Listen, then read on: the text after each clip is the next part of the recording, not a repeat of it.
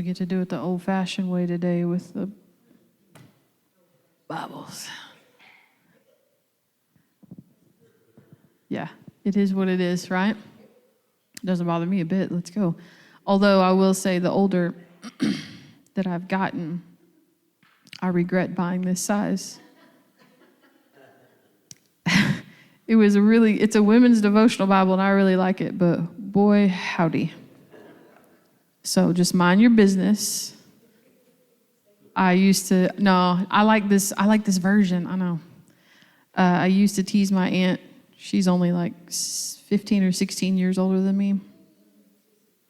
And I used to tease her because she used to do this. And so I would tease her and be like, "Can you read it now?" And I would hold it way far. And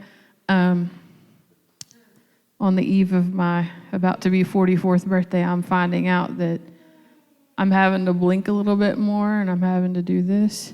And honestly, having to take my glasses off to read some things, which is very strange. But here we are. Today, I'm going to talk to you guys about bread. Look at that. Bread. Yeah, I wish I would have, if I wouldn't have been so tired last night from getting back, I would have made y'all some bread. But it would have not been good today because I was tired. Anytime you're not sleeping in your own bed, even if it's like so comfortable, there's nothing like coming home to your bed. There's nothing like coming home to your house. And you're just like, yes, Lord. So I didn't really realize how tired I was until last night. And I was like, praise the Lord for daylight savings, because even though it says this time, like, we sprung forward a little early, and I was like, I'm going to bed. So yeah, like most things, when I'm like, Lord, what is it that you want me to talk about? He will tell me in a dream, or he'll just keep slapping me in the face with it. And a couple of weeks ago, I just dreamed about bread all night long. Just bread. I'm like, this is so weird. So I woke up and I'm like, Lord, you want me to talk about bread? And he did. So we're talking about bread today. And since you guys can't see anything up there, it's going to be kind of hard to see where you're sitting, but this is a hieroglyph that they had in my day, we called them hieroglyphics. And then suddenly somewhere along the way, when I started teaching Joshua and Elijah, they suddenly just took the X out, and it's hieroglyphs now. It's like Pluto. They're like, we don't need that. We'll just take it out. So this was carvings on the wall in ancient Egypt and like the tombs. And what this is, you know what they're doing? They're making bread. It was like their recipe. It was bread. And they had it in the tombs because they thought, well, in the afterlife, we're going to get hungry too. I'm not even kidding. I researched it. And they would take loaves of bread with them and bury people with loaves of bread so they wouldn't get hungry.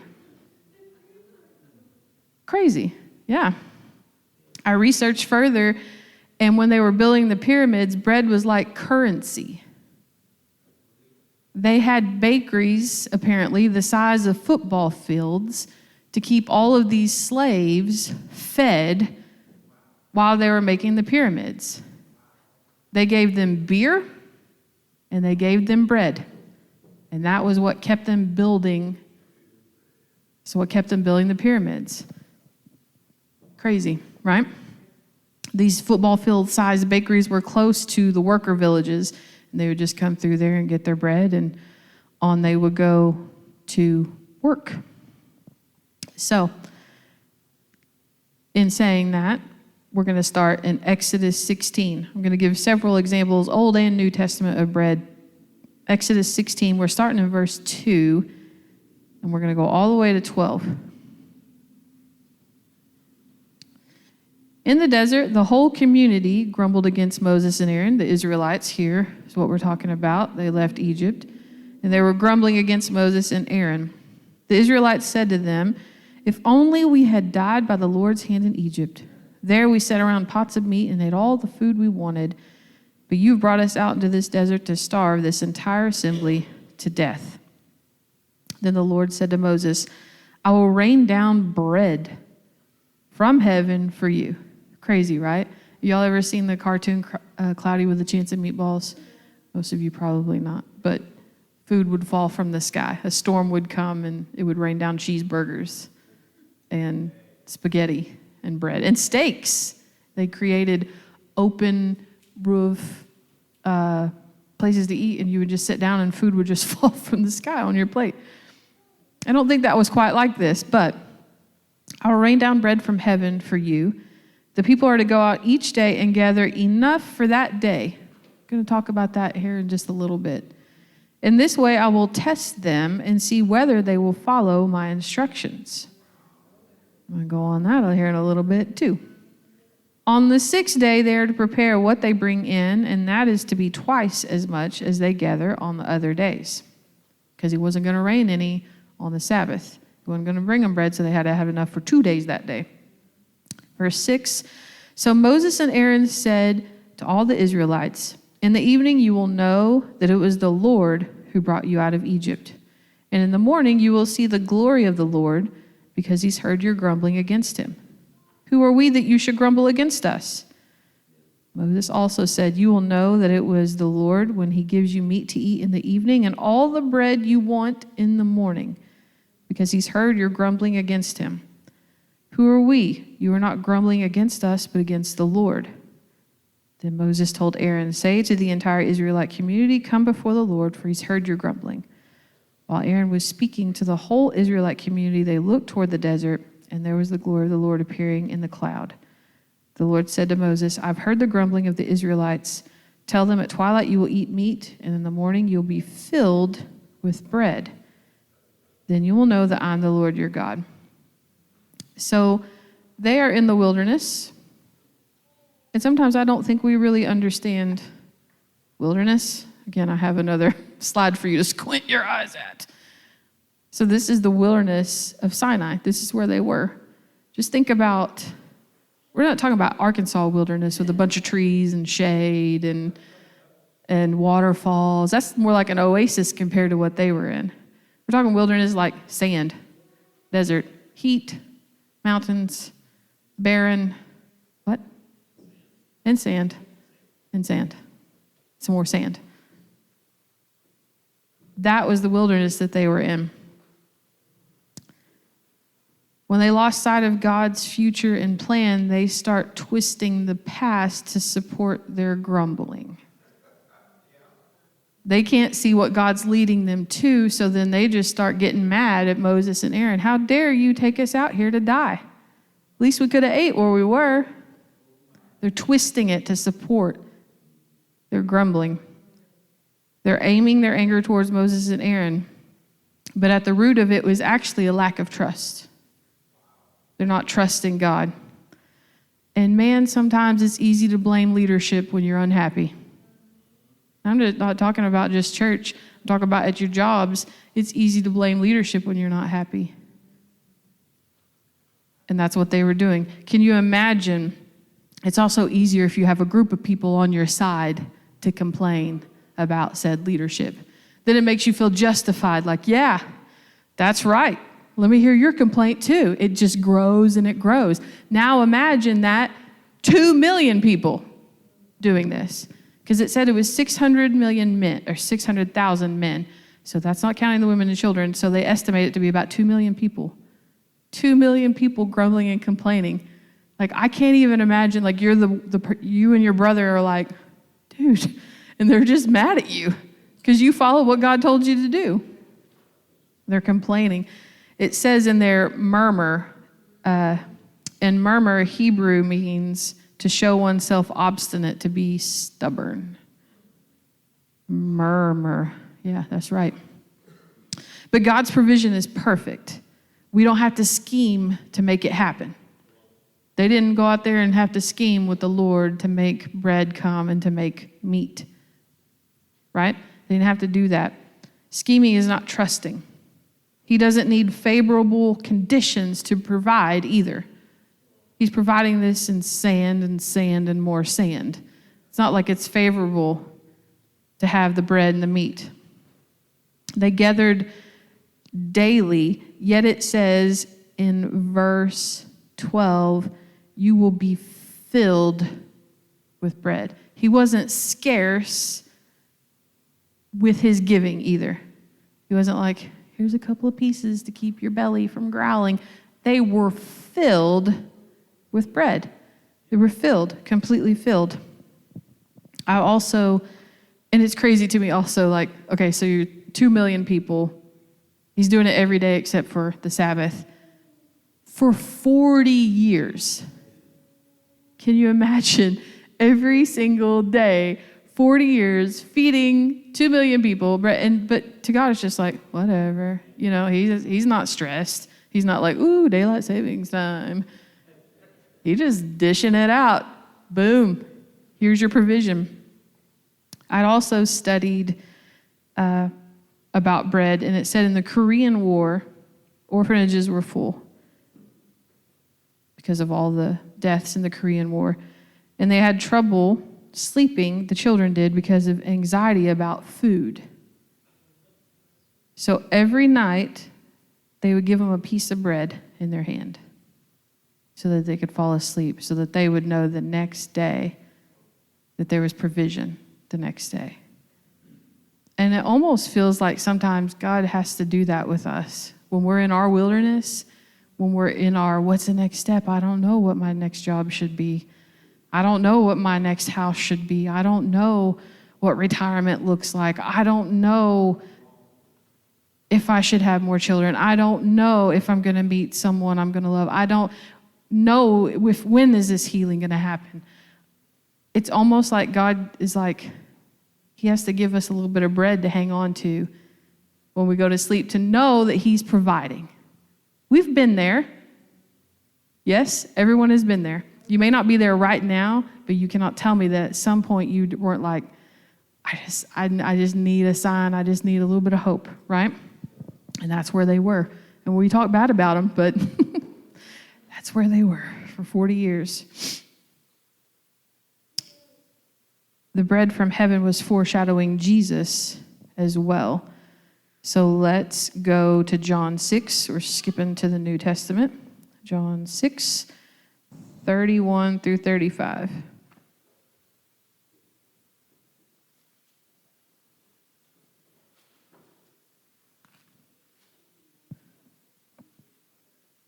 Ron Hurst wants you to know that there's an alert. It's funny that we're talking about that earlier. Okay, John 6:31. Our forefathers ate manna in the desert. As it is written, he gave them bread from heaven to eat. Jesus said to them, I tell you the truth, it is not Moses who's given you the bread from heaven, because it wasn't Moses. Moses didn't provide the bread. He wasn't in there baking with flour all over his hair. But it is my Father who gives you the true bread from heaven. For the bread of God is he who comes down from heaven and gives life to the world. Sir, they said, from now on, give us this bread. Then Jesus declared, I am the bread of life. He who comes to me will never go hungry, and he who believes in me will never be thirsty. So Jesus had, obviously he is the Word, but he had memorized and repeated the story of the manna, just like other Jews would have known all the Old Testament. They would have repeated certain parts of it. And generation after generation, it's still reflected today. Jewish people still have 2 loaves of challah. It looks like challah, or the way it's spelled. Every Sabbath, they put 2 loaves of challah on their table. And that is to symbolize a double portion that he gave them. And they cover it with a cloth because that's what they did back then. They covered it with a cloth so that the dew, apparently, wouldn't ruin it. And then they recite a blessing. Sorry, I couldn't read my handwriting there for a second. But it's still symbolized today. Jesus is still the bread of life. That's not a symbol. He is the bread of life. But I thought it was also, neat how they still keep the tradition of the bread. We're going back to the Old Testament, Leviticus 24.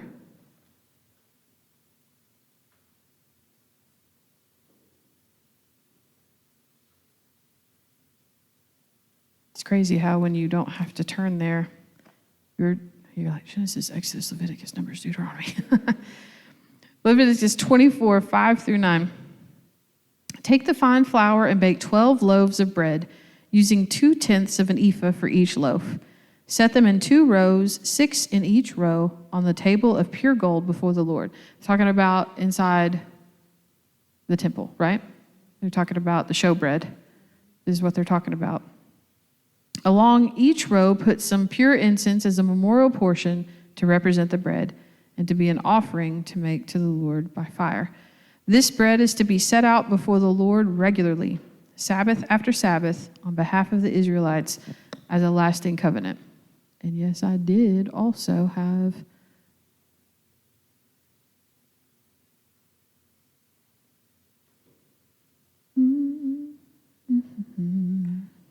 Did I? Had a picture of it here. Oh, there we go. So there's, I know it's so small, guys. There's the Holy of Holies, the holy place in the outer courtyard. And in the holy place, this right here was the table of showbread that they had.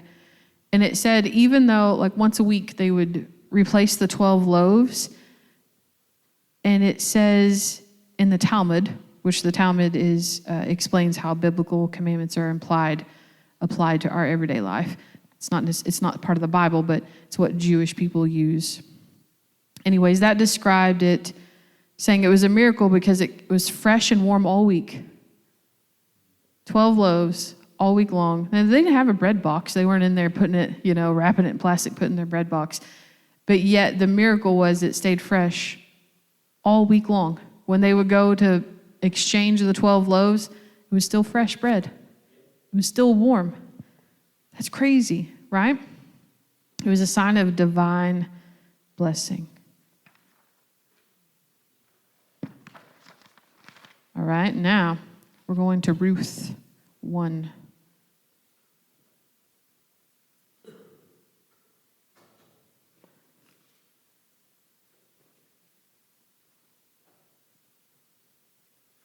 Ruth 1 through 5.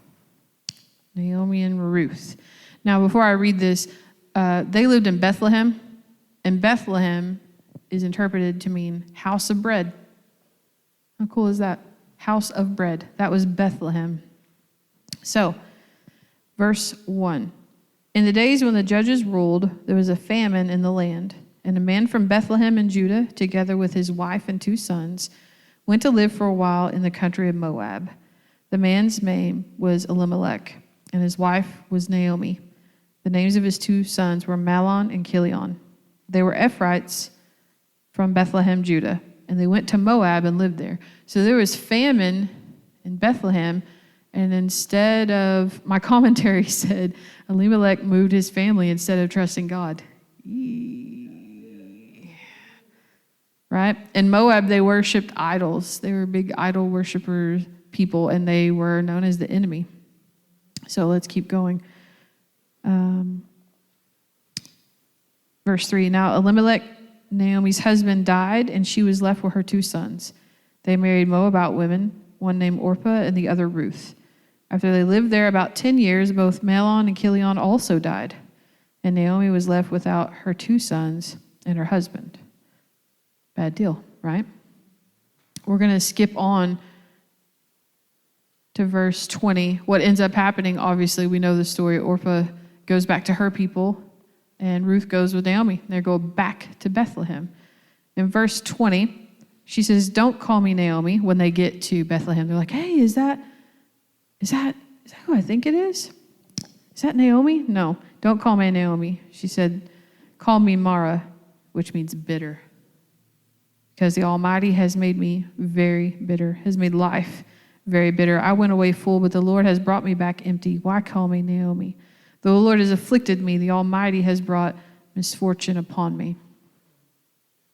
I mean, she was really bitter, right? I bet she was bitter all the way back to Bethlehem. But eventually Ruth meets Boaz, who's what they call the kinsman redeemer. He's related to them, and he redeems her, marries her. And I studied this out, and some of you probably already knew this, but I did not. But Boaz, his mom was Rahab. Rahab, who protected the spies, right? And then King David is their great-grandson in the line of Jesus. It's just so cool how God just weaves it all together. It's so cool. Okay.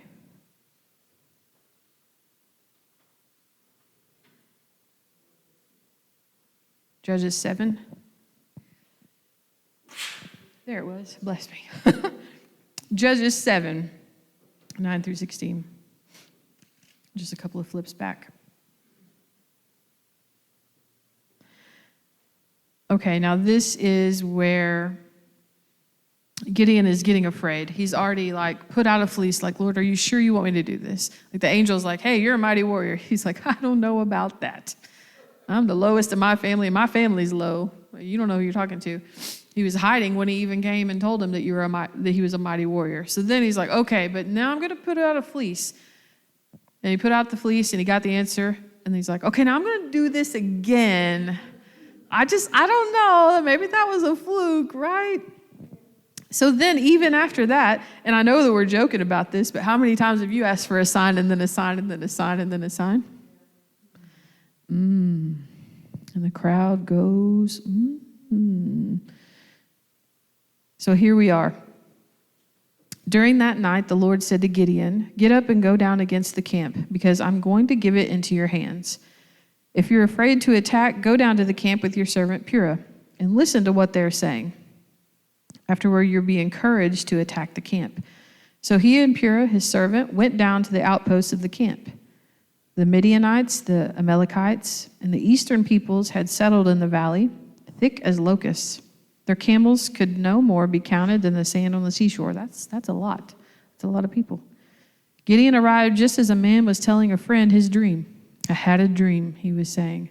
A round loaf of barley bread came tumbling into the Midianite camp. It struck the tent with such a force, the tent overturned and collapsed.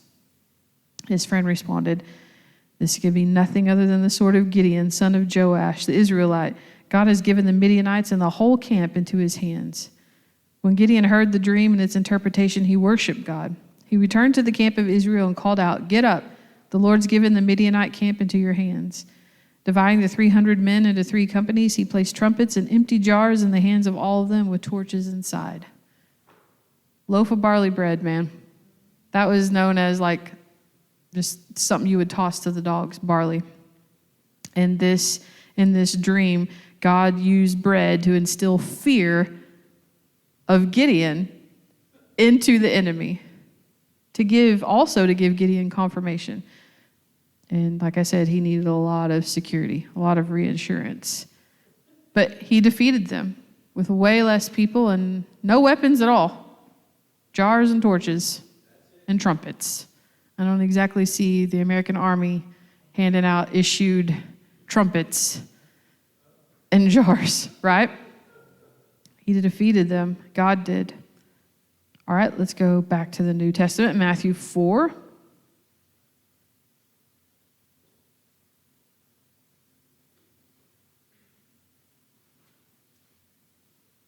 Matthew 4, 1 through 4. Then Jesus was led by the Spirit into the desert to be tempted by the devil. After fasting 40 days and 40 nights, he was hungry. The tempter came to him and said, if you're the Son of God, tell these stones to become bread. Jesus answered, it is written, man does not live on bread alone, but on every word that comes from the mouth of God. Hunger can drive people to do some crazy things. By a show of hands, who in here gets hangry? Anyone get hangry? Hangry. Tony says he never gets hangry, and I know that is a lie. Tony he just works. He just works and works and works. And his hunger is like a still small voice that he doesn't listen to. And so he will go to work and they'll bring him his lunch and he'll just keep working and he won't stop. Can't stop, won't stop. And he'll just go, go, go. And his secretary will be like, you need to eat. And the teacher's like, you need to eat. And he doesn't most of the time. And so he comes home and he's just like, you know. Yeah, exactly. I almost want to just wait at the door like that. He really isn't that terrible, but you can tell that he's just like, he's out of gas because he's just been given his all. And, you know, hunger can make you do some crazy things. It's the same way with Jacob and Esau. He sold his birthright for some stew because he was hungry. That's not a great, that must be really, really starving. But I have probably said some things I shouldn't have said when I was hungry. But God's word is true satisfaction, right?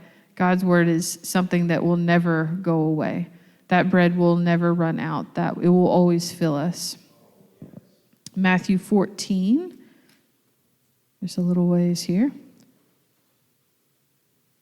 13 through 21.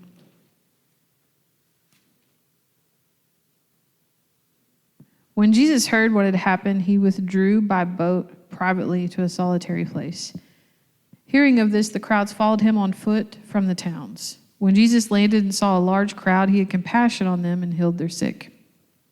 As evening approached, the disciples came to him and said, "This is a remote place and it's already getting late. Send the crowds away so they can go to villages and buy themselves some food." Jesus replied, "They do not need to go away. You give them something to eat." "We have only here 5 loaves of bread and 2 fish," they answered. And I had taught on this like a couple of months ago. The loaves of bread weren't what we think like, you know, big giant Italian loaves of bread. They're like rolls, right? It was a boy's lunch. You know his mama didn't send him out with 5 giant loaves of bread. It was a boy's lunch. So 5 small round rolls, you might say. "Bring them here to me," he said. And he directed the people to sit down on the grass. Taking the 5 loaves and the 2 fish and looking up to heaven, he gave thanks and broke the loaves. Then he gave them to the disciples, and the disciples gave them to the people. They all ate and were satisfied. The disciples picked up 12 basketfuls of broken pieces that were left over. The number of those who ate was about 5,000 men, besides women and children. So it says that they were all satisfied. They're all satisfied. It wasn't just like, here's a charcuterie board, guys. This is a snack. Nope. They were satisfied. They were full. They were good to go. Matthew 6. Going back and forth here. Matthew 6, 5 through 13. Another example. "When you pray, do not be like the hypocrites, for they love to pray standing in the synagogues and on street corners to be seen by men. I tell you the truth, they've received their reward in full. But when you pray, go into your room, close the door, pray to your Father who is unseen. Then your Father who sees what's done in secret will reward you. And when you pray, do not keep on babbling like pagans, for they think they'll be heard because of their many words. Do not be like them, for your Father knows what you need before you ask him. Then this is how you should pray. Our Father in heaven, hallowed be your name. Your kingdom come, your will be done on earth as it is in heaven. Give us today our daily bread. Forgive us our debts as we've forgiven our debtors, and lead us not to temptation, but deliver us from the evil one." Our daily bread. I read a quote here that I want to read to you guys. This guy, his name is Matt Chanel. He's a business mentor for Christian entrepreneurs. I just stumbled upon him because the more I research bread, you know how your phone's like, here's some more things about bread. And then you get on social media and it's like, here's some more things about bread. It just is a machine and you feed it and it just keeps going. So, but I really like this. It's a little lengthy. I'm going to slow it down a bit. He said, "You're anxious because you're hoarding rotting manna. You're anxious because you're hoarding rotting manna. You're lying in bed, running through scenarios for next week already. You're solving problems that don't even exist yet. I see a lot of. You're carrying burdens God hasn't asked you to pick up because you weren't designed to carry the weight of tomorrow. When the Israelites tried to hoard the manna, it rotted because it's not designed that way. You can't solve tomorrow's problems with today's strength. He gives us strength for every day. Tomorrow, he says, tomorrow has its own worries. That's why we're supposed to focus on the daily bread, not the things that haven't even happened yet. How do we even know they're going to happen? Right? Yeah. Just focus on stop trying to hoard the rotting manna because it's just going to rot anyway. Let today worry about today. He closed the fields. Never seen his seed begging for bread. Luke 22:14-20.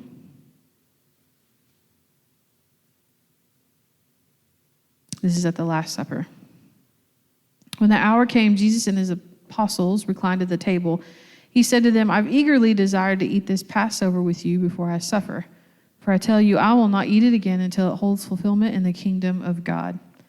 After taking the cup, he gave thanks and said, take this and divide it among you. For I tell you, I will not drink again of the fruit of the vine till the kingdom of God comes. And he took bread, gave thanks, and broke it, and gave it to them, saying, this is my body given for you. Do this in remembrance of me. In the same way, after supper, he took the cup, saying, this cup is the new covenant in my blood, which is poured out for you. So during Passover, the original Passover, the Israelites ate unleavened bread because they never knew when they were going to have to leave.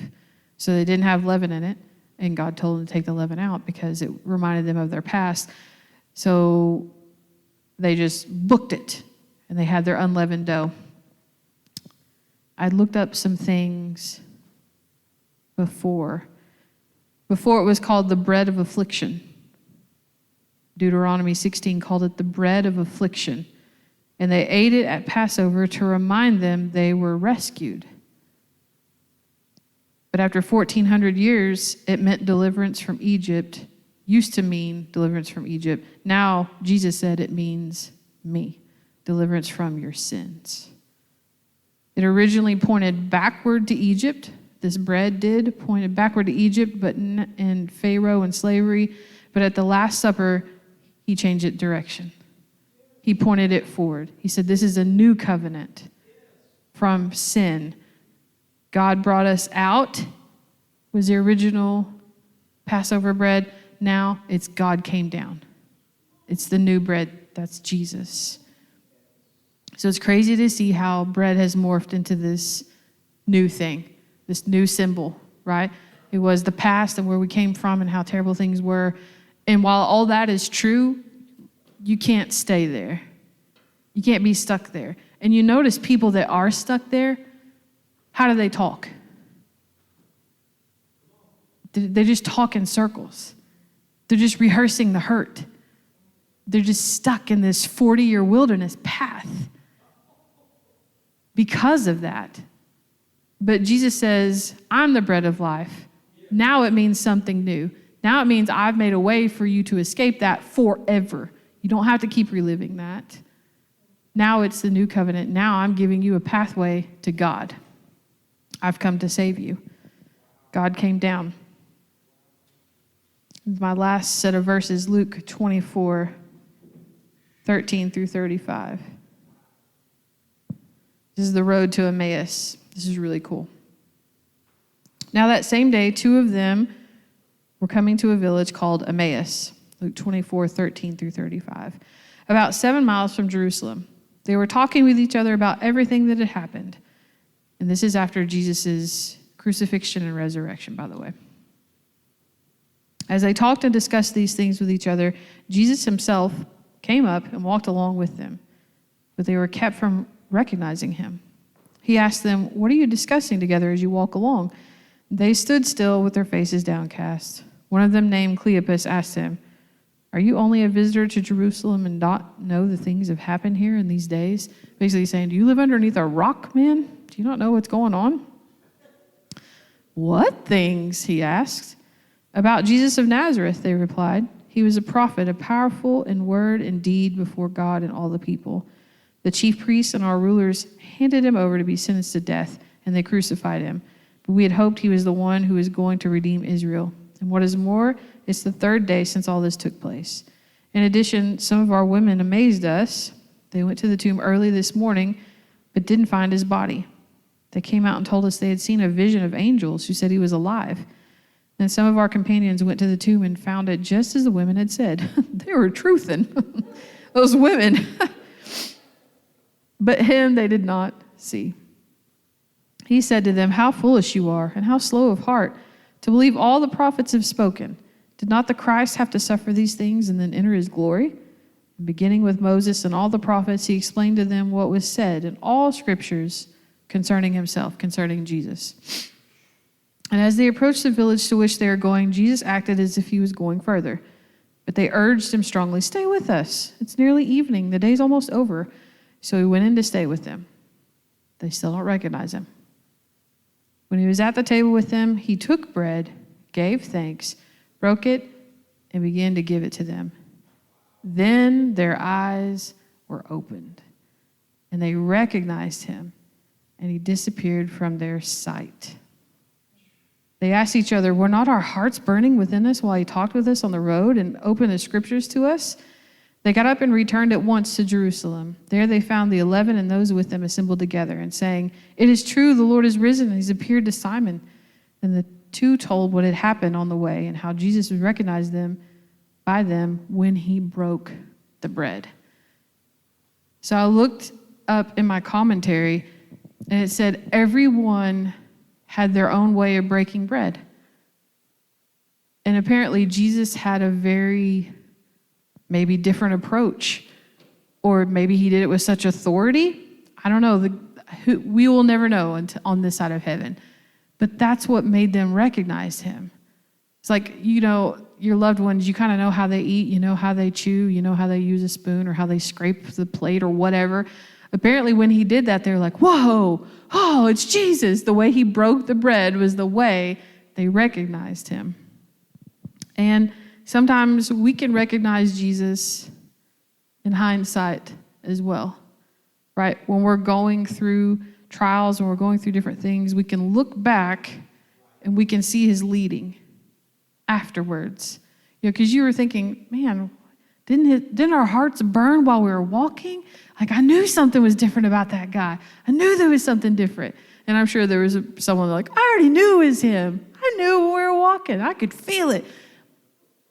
Sometimes when you're walking through decisions, when you're walking through difficult things, it's almost like you have a clouded vision. You can't really see clearly. But on the other side of it, you can look back and recognize, oh, wow, Jesus was walking with me the whole time. It reminds me of the poem, The Footprints in the Sand. Like, I only saw one set of footprints. You left me there when it was terrible. There was just one set. I was carrying you. Oh, my eyes are open suddenly, right?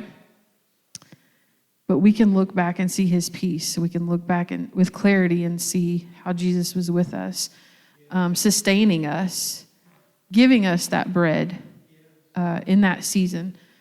And so I just encourage you today, just keep striving for that daily bread. Keep looking for that daily bread. Don't be trying to hoard it. It's just going to rot. You're not going to save up enough to get more mercy or more grace, because it's renewed every single morning. No matter how much you try to hoard it, he's given you enough for today, and that should be enough, because it is enough. So I hope you're encouraged today about bread, and maybe next time I come, I'll bring y'all some bread.